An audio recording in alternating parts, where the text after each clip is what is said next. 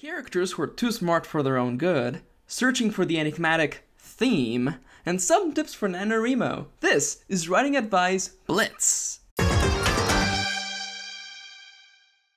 Welcome back to Writing Advice Blitz, where I answer your writing questions as fast as possible. Maybe. I do like to rant a little. If you're wondering who am I and what is going on, I would recommend you watch the first video of this series. There should be an annotation somewhere on the screen. That should tell you everything you need to know about me. Before we go any further, let me remind you that the following is merely just my advice, my opinion, and what worked for me. Please do not take it as gospel. With that out of the way, let's get started! First question is, if English was not your first language, which is not, do you recommend to write in your own language and then translate the final version? Or just write in English from the beginning? Well, this is going to be a really quick question.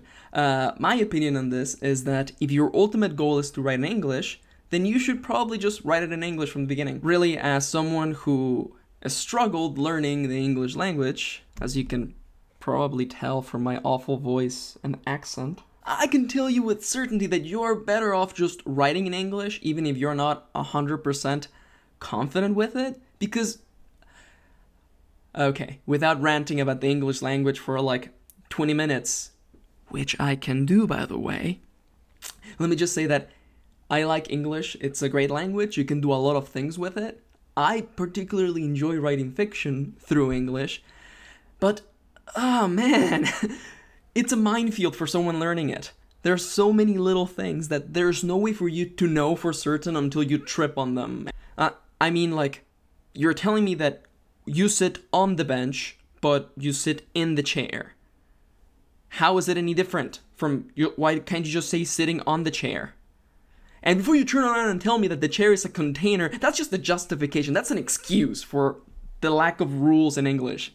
That's just silly. English, why? Why must you do this to me? In summary, I do believe that if your ultimate goal is to write in English, then just go ahead and write in English. You're going to make mistakes either way, might as well just start making them now, learn your lessons, and just start moving forward. Next question. How would you write an intelligent character? Now, the example that came with this question dealt with language, the way an intelligent character expresses themselves. But before I tackle that, I actually want to zoom out and look at intelligence as what it should be looked at as opposed to what culture looks at. What is the definition of intelligence? Intelligence is a person's ability to gain and apply knowledge and skills. Let's not make this a rant about the American education system, but really, culture considers intelligence to be the Poindexter character fixing his glasses talking about technobabble. Well, in reality, intelligence has nothing to do with that. If you don't mind me nerding out for a moment, I actually prefer the way intelligence is displayed in video games, particularly in the special system from the Fallout games, in which intelligence is the stat that determines the amount of skill points you get. Thus, the more intelligent a person is, the more skills they can apply and learn. Also, I want to just let you know right now that if you have become able to learn about writing or painting or creating music and you can apply that knowledge, then you're intelligent. Man, this is becoming a rant on the American education system. I'm sorry about that. Let's pull it back. So, this question revolves around the idea of how do you write a character who happens to be intelligent in the cultural concept? Now, what are the big hurdles writing a character like that? Well, fact-checking for once. Though, if you know me and the way I write things, I usually don't care about that in the first draft. In the first draft, let me point that out. Generally, if I was to write a character like that, I would just write them. I would completely disable my bias wall and my self-consciousness wall, and I'll just write their dialogue the same way it just comes to me. As they say, channel the character, write their language out, and during the revision process, check if anything they said actually makes sense.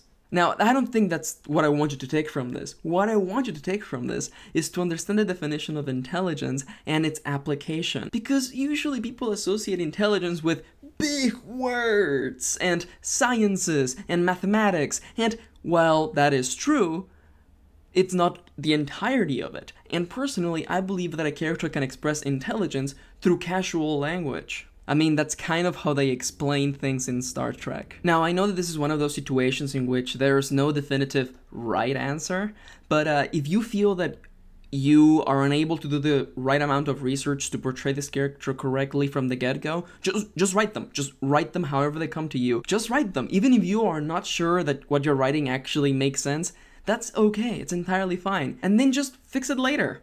That's what the revision draft is for. And that's how the pros do it. Next question. I have an idea for a story, but the concept is widely discouraged throughout society and is actually illegal. What do you think I should do? Oh, I know exactly what you're talking about. Discouraged and illegal. Tax evasion. Silliness aside, I actually get questions like this all the time, and usually they revolve around the idea of what are people going to think about me if they find out I read this book? And as I've said in the past, you have no control over how people will react to the things you have written. You just don't. You really don't. And really, just because something is illegal or looked down by society does not mean that we just should censor all stories about them. Fiction is the perfect place to discuss war, violence, and all matters of horrible things, just like it is the perfect place for discussing love, friendship, dreams, hopes. Why? Because fiction is ultimately about the human state, the things that we are afraid of and the things that we aspire to. So what should you do? Write that story.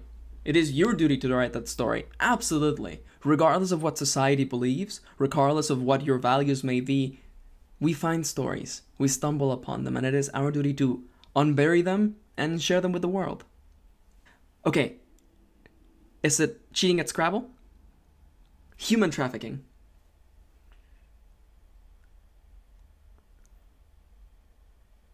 Cutting in line. Oh yeah, next question. What are your thoughts on theme? How would you suggest someone find the theme in their story? Can you smell that? It smells like English teacher around here. Okay. Silliness aside, people on the blog know my opinion on this because I'm rather vocal about it. But I will reprise my thoughts, absolutely. English teachers give people the impression that writers start a book knowing everything, and that writers know absolutely everything there is to know about the characters' minds, the world around them, and the things that happened, and that there's absolutely zero ambiguity. Clearly, the author created this, they are the god of this realm, and they should have all of the answers. I disagree with that. As I've mentioned before, we find stories. They're not a part of us. Although at times we may find similarities between the worlds we find and ourselves, ultimately we discover them in unlikely places, and although there may be similarities, ultimately we're two different creatures. Now, I am not going to go out and say that there are no writers at all whatsoever who don't think of a theme before writing. I'm sure they exist. I have never met them personally, but I am certain that there must be someone out there who does that. And that's okay. In my personal experience, though, theme has been a secondary thing. I know and someone's shouting heresy, but let me explain myself. Theme has always been something that comes to me during the second draft. Once I've written the story, once it's out of my head and on the paper, I can start to look at the whole forest.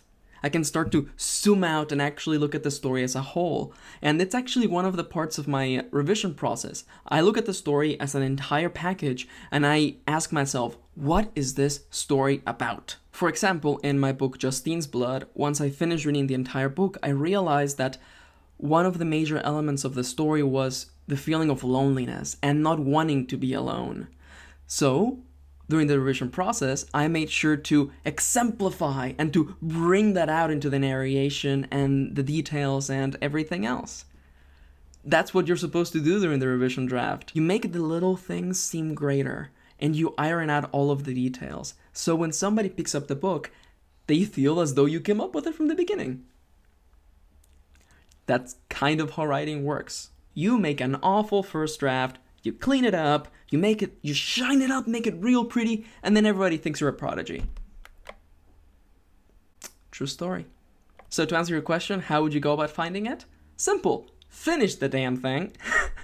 Get it out, get it written, get it done, and then take a long break, at least 3 weeks, come back to the story, look at it as a whole, and ask yourself, what is this story about?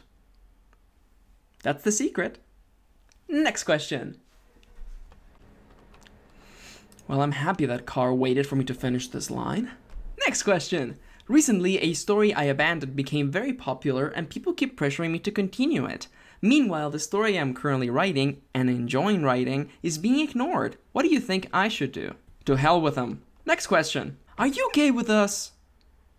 Okay. I'll talk about that previous question.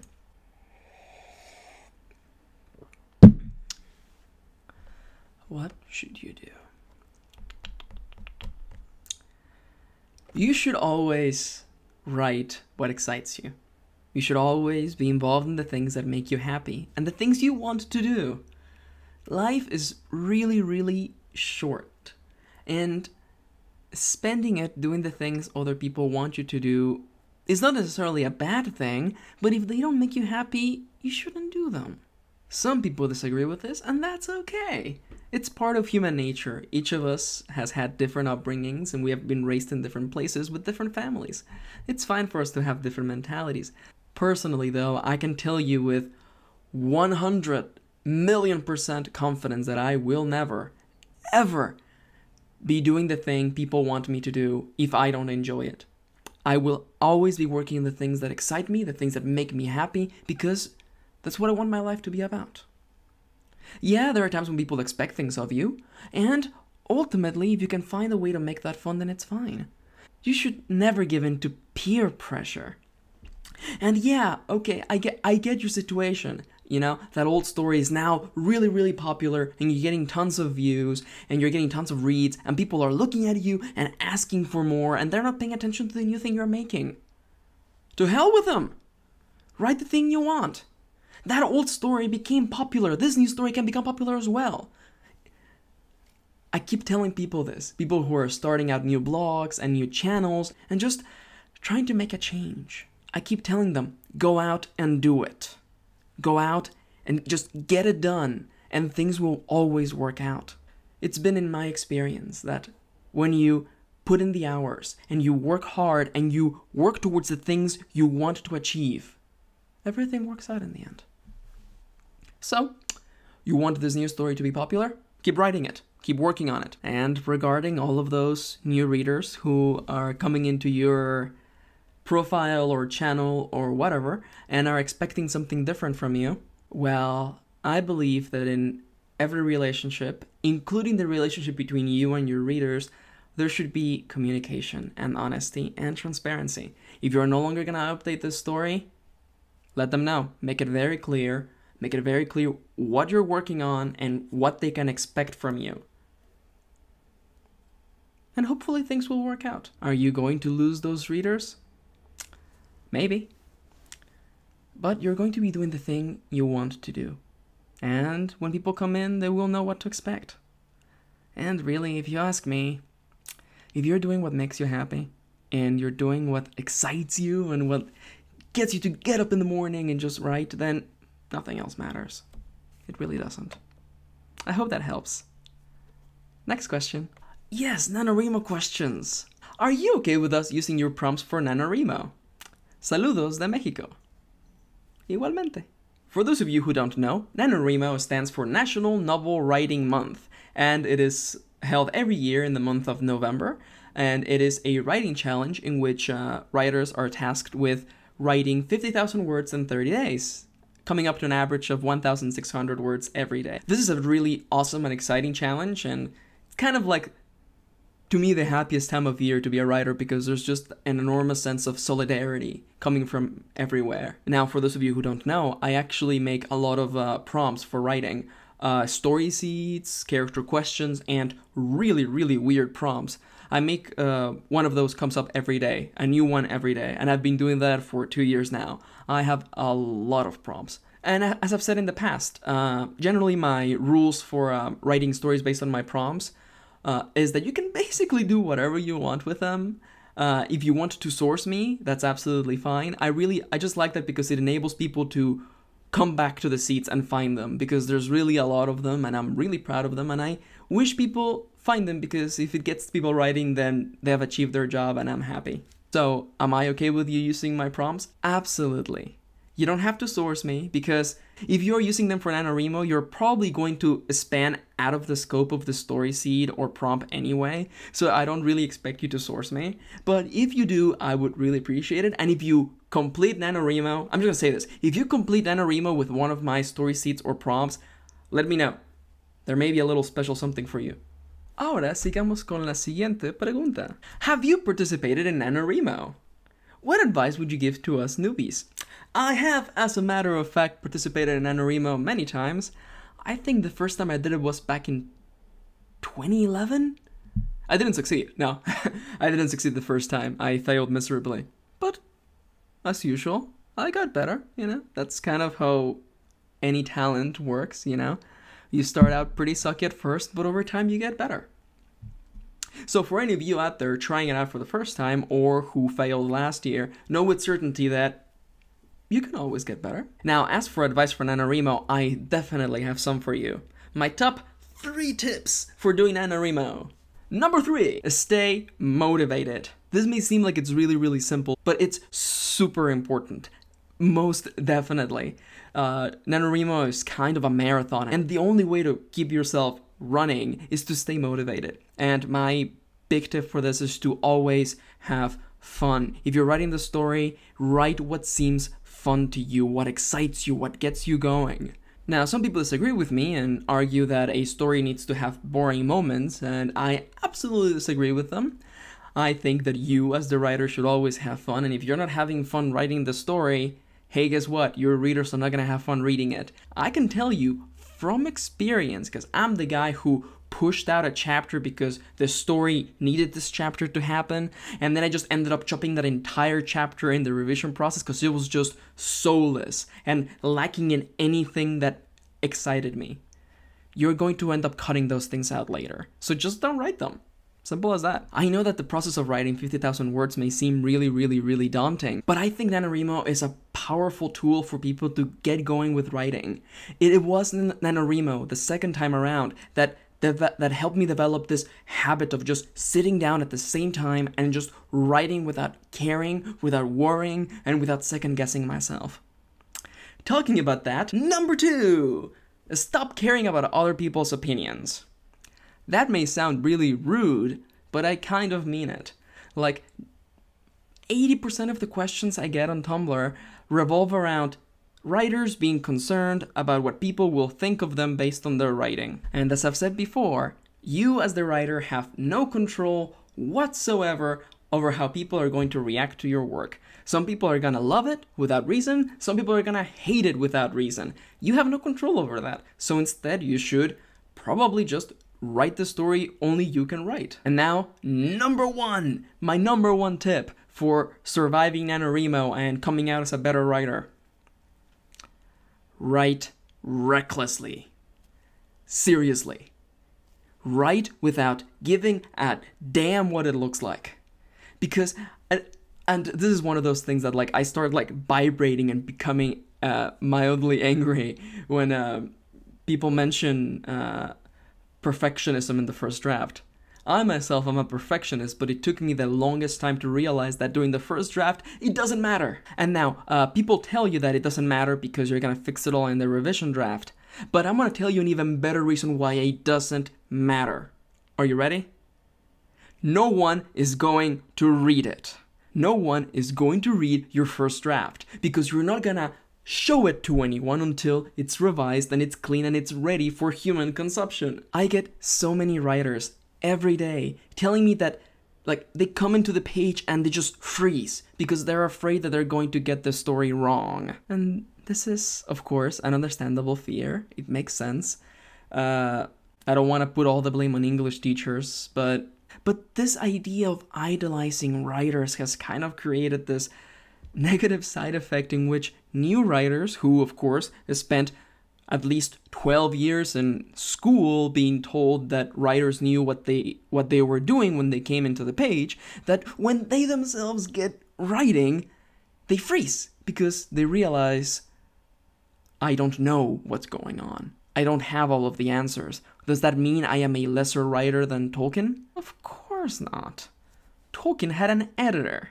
I'm pretty sure he misspelled a bunch of things in his first draft. I'm pretty sure the editor had like a count for, all the times he referred to Frodo as YOLO Baggins. YOLO Schwaggins. So please, please, please, please, please, write recklessly. Write without caring about how it looks like, about how it sounds like, about what people will think about you. Just get it out, get it done, get it made. Simple as that. As a bit of an insider tip, I've actually stopped using word processors when writing my first drafts.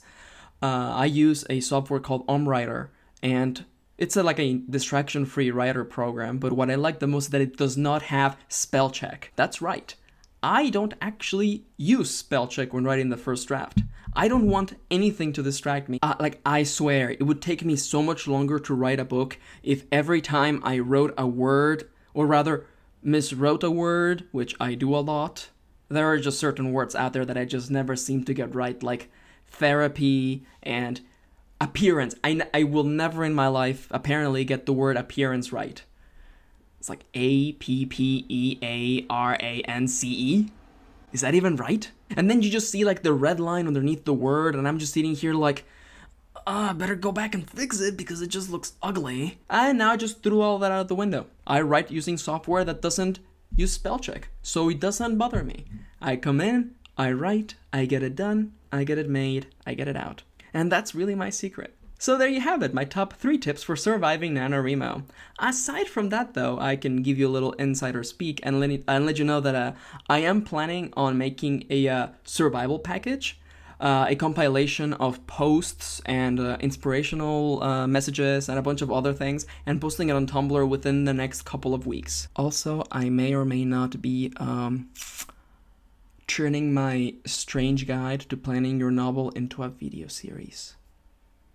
I hope this has been insightful. If you have questions of your own that you would like me to answer, please drop them in the comments or go over to my blog, maxkieran.tumblr.com, and leave it in my inbox. If you enjoyed the video, please make sure to give it a like and subscribe if you want more. And if you would like your daily dose of writing advice and prompts, please head over to my blog. Thank you for watching, and I'll see you next time.